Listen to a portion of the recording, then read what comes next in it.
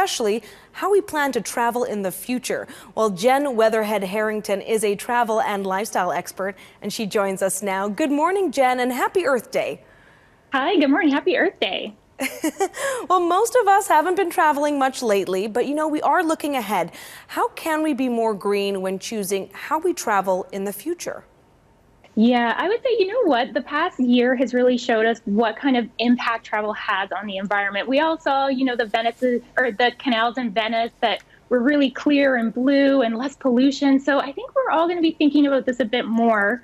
So one thing to consider when we do decide to start taking some flights, think about doing as few flights as possible. So try not to do connecting flights. You use a lot more fuel for takeoff and landing. So longer haul flights are actually a little bit better for the environment. So think about doing that.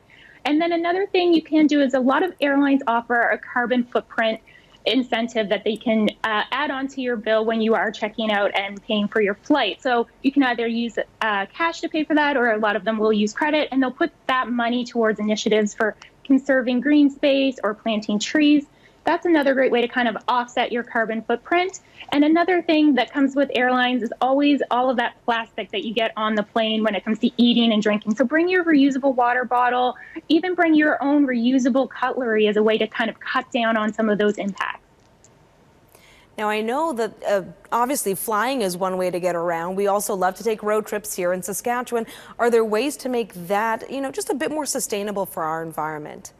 Yeah, you know what? Road trips are actually perfect to be talking about right now, because I think that's what most of us are going to be doing this summer when it comes to summer vacation. And road trips in general are better for the environment. So if you are looking to rent a car, let's say, try to look for one that's a little bit more efficient, one that might be a hybrid or something like that. That's a really good way to sort of reduce your carbon footprint. Another option that's really great when it comes to road trips or even RVing or camping is that you bring your own food. So you get to control how much plastic, how much waste, how much packaging is involved in that scenario. So bring a cooler, pack up your stuff with you as much as you can. It means you don't have to stop as frequently, which is also a plus during these pandemic times if you're traveling, but it also really reduces all of that waste that kind of comes along with traveling.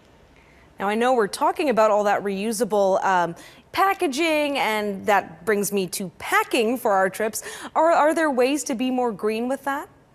Definitely. So number one thing I think is water bottle, because so many of us want to stay hydrated while we're traveling. There are tons of great options out there, but I love using a water bottle that actually filters water for you too. So you don't have to worry about, getting water from a tap somewhere. Lark makes a great one. It's a little bit more expensive, but you are also filtering your water.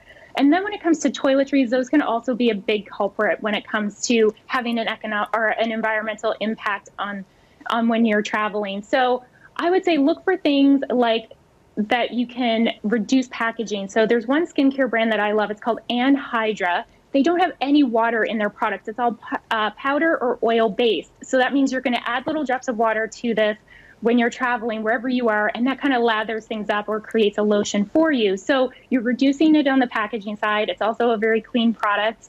Another option is this really great Canadian brand called Routine that makes sustainable deodorant, natural deodorant. So they're all in little glass containers. You can get travel size ones or refillable ones. And it's really just a cool way to think about the environment in your everyday life, but also when you're traveling.